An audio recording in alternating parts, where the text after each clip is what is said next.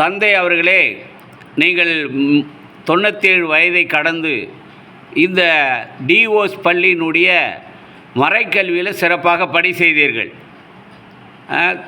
நீங்கள் உங்கள் பெயர் என்ன? சொல்லுங்க. நிக்கோலாஸ். நிக்கோலாஸ். எத்தனை பள்ளிகளில் வேலை செய்தீர்கள்? இந்த பள்ளிக்கூடத்திலே 30 வருஷம் வேலை செய்தேன். 11 பள்ளியில் 30 ஆண்டுகள் பணி செய்தீர்கள். தலைமை ஆசிரியராக 30 வருஷம். 30 வருஷம். வேறு பள்ளிக்கூடத்தில் 6 வருஷம். 6 வருஷம். மறைக்கல்வி ரொம்ப பிரியமாக இருந்தீங்களா? மரக்கல்விலாம் பாண்டிச்சேரியிலே நம்ம பள்ளிக்கூடத்து பையன் தான் ஃபஸ்ட்டில் வந்தவன். மறைக்கல்வி தேரில் பாண்டிச்சேரியில் 5ஆவதுல மரக்கல்வியில் பாண்டியில் வச்சாங்க பரிசை.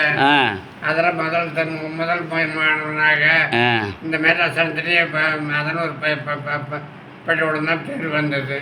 ஃபாதர் பிலோ இருக்கிறார், அவர் என்ன உறவு உங்களுக்கு? பிலோமின் தாஸ் ஃபாதர், பாண்டியில் ஃபாதர் பிலோமின் தாஸ்.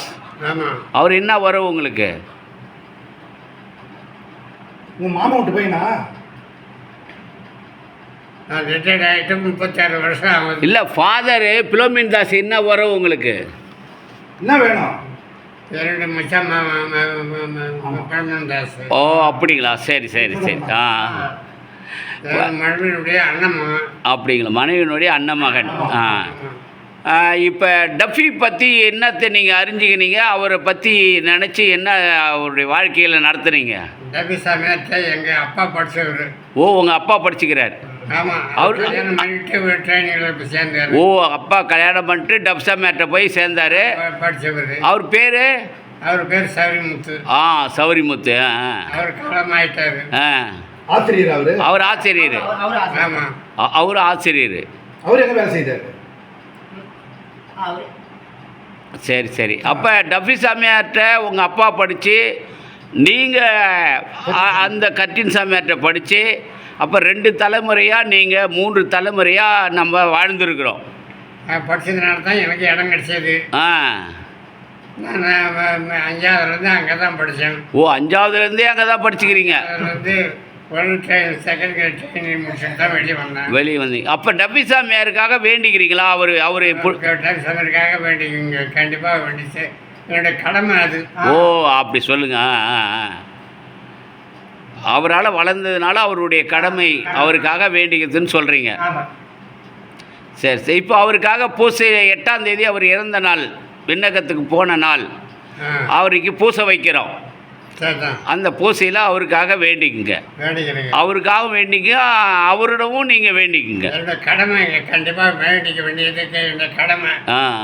சரிம்மா. உங்கள் அப்பா என்ன சொன்னார்? டஃபி சாமியார்ட்டோட படித்தார் இல்லை?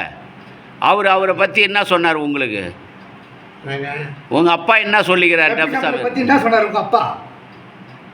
டஃபி சாமியார் பற்றி அவரோட அடக்கத்துக்கே போனவர் எங்கள் அப்பா. Very good. அவர் வேலை செய்யுங்கிறாரு. அதனால் பள்ளிக்கூடத்தில் லீவ் போட்டு அவர் அடக்கத்துக்கே போனார். இது என்கிட்ட சொல்லியிருக்கிறாரு. நான் அவர்கிட்ட படித்தோம்பா, அதனால தான் கண்டிப்பாக நான் போக வேண்டியதாக இருந்துச்சு, நான் போய் வந்தேன் அப்படின்னாரு. அவருக்காக வேண்டிக்கின்னு இருப்பார் அப்போ. ஆமாம். ரொம்ப மகிழ்ச்சி. உங்கள் வயதான நிலையிலும் அருட்தந்தை டஃபி அவர்களை நினைவு கூர்ந்து தினமும் ஜபம் சொல்லிக்கின்னு இருக்கிறீங்க, அவருக்காக வேண்டின்னு இருக்கிறீங்க. தொடர்ந்து அவருக்காக நம்ம ஜெபிக்கணும். அவர் உருவாக்குற பள்ளிக்கூடத்தில் நான் சேர்ந்ததுனால இன்னைக்கு நல்லா இருக்கிறீங்க. கண்டிப்பாக. மனைவி சேர்த்து 8 வருஷம் ஆகிப்போச்சு. நான் தனியாக தான் இருக்கிற இந்த இடத்துல. Very good. ஜமால சொல்கிறீங்க அவருக்காக. இனிமேல் ஒரு 10 பள்ளிக்கூடத்தில் படித்ததுனால தான் சொத்து சேர்த்து வச்சுக்கிறேன். 10 ஏக்கர் நிலம் இருக்குது எனக்கு. உங்களுக்கு எத்தனை பிள்ளைங்க? எனக்கு 4 பிள்ளைங்க. எல்லாம் வெளியேக்கிறாங்க. எல்லாம் வேலை செய்கிறாங்க. வேலை செய்யிட்டு சேர்ந்து விட்டு வச்சுக்கிறேன். ஞாயிற்றுக்கிழமை என்னை பார்த்துட்டு போவாங்க. சரி. வரும்போது நீங்கள் டஃபி சாமியாருக்காக குடும்பமாக இணைந்து நீங்கள் இனிமேல் ஜபம் செய்யுங்க அவருக்காக.